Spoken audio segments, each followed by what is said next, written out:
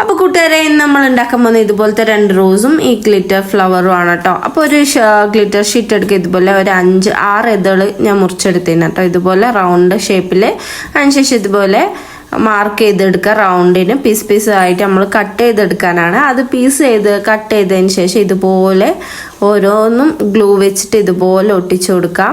അതിനുശേഷം അതിൻ്റെ ചുറ്റിനും ഇതുപോലെ ഗ്ലൂ അപ്ലൈ ചെയ്ത് അത് ഒന്ന് ചുറ്റി കൊടുക്കുക. അപ്പം നമ്മളെ ഫ്ലവറായ എത്ര വേഗം നോക്ക്, നല്ല ഗ്ലിറ്റർ ഫ്ലവർ ആയത്. പിന്നെ നമ്മൾ അതേ മെത്തേഡിൽ തന്നെ ഒരു റൗണ്ട് ഷീറ്റ് കട്ട് ചെയ്തതിന് ശേഷം അത് ഇതുപോലെ 4 ഇതുപോലെ വെട്ടിയെടുക്കുക. അപ്പം നല്ല ഒരു ഗ്രീൻ ലീഫായിട്ട് ഇതുപോലെ വെട്ടിയെടുക്കുമ്പോൾ നമുക്ക് കിട്ടും. അത് നമ്മൾ ഒട്ടിച്ചു കൊടുത്താൽ നല്ല ഭംഗിയുള്ള റോസാപ്പൂ റെഡിയായിട്ടോ. എന്ത് ഭംഗിയാണെന്നറിയോ ഗ്ലിറ്റർ റോസാപ്പൂ.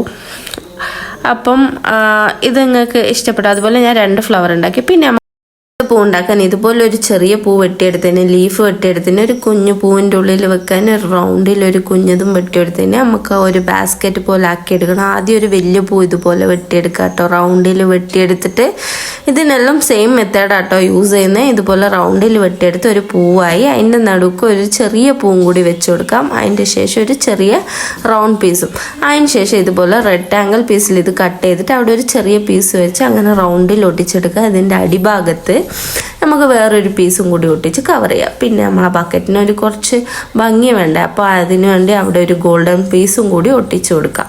അതിന് ശേഷം നമുക്ക് വേണ്ടത് സ്റ്റെം കവർ ചെയ്യാൻ ഒരു ഗ്രീൻ ഗ്ലിറ്റർ പീസാണ്. അതിൽ ഇത്തിരി ഗ്ലൂ അപ്ലൈ ചെയ്തിട്ട് ഇതുപോലെ ഒരു കമ്പോ അല്ലെങ്കിൽ സ്റ്റിക്കോ നിങ്ങളുടെ അടുത്ത് എന്തുണ്ടെങ്കിലും യൂസ് ചെയ്യാൻ. എൻ്റെ അടുത്ത് സ്റ്റിക്ക് ഇല്ലാത്തതുകൊണ്ട് ഞാൻ പുറത്തുനിന്നൊരു സാധാ കമ്പാണ് എടുത്തത്. എന്നിട്ട് അതിൻ്റെ തെമ്പ് അങ്ങ് ഞാൻ വെട്ടിക്കളഞ്ഞു കേട്ടോ. കത്രി വെച്ച് തന്നെ വെട്ടിക്കളഞ്ഞു. അതിന് ശേഷം നമ്മളെ തെമ്പിൻ്റെ ഭാഗത്ത് ഇതുപോലെ റൗണ്ടിലൊന്ന് ചുറ്റി കൊടുക്കുക. ഇത് അതിൻ്റെ ഉള്ളിൽ ഒട്ടിക്കാൻ വേണ്ടിയിട്ട്. അതിന് ശേഷം അത് ഗ്ലൂ വെച്ച് അതുപോലെ സ്റ്റിക്ക് ചെയ്ത് കൊടുക്കുക. പിന്നെ നമ്മൾ ആ ഫ്ലവർ ഒട്ടിച്ചു കൊടുക്കുക. ഇതുപോലെ ഒരു ലീഫും വെട്ടി കൊടുത്താൽ അടിപൊളി ഫ്ലവറും ആയി. എന്ത് സിമ്പിളാ അല്ലേ.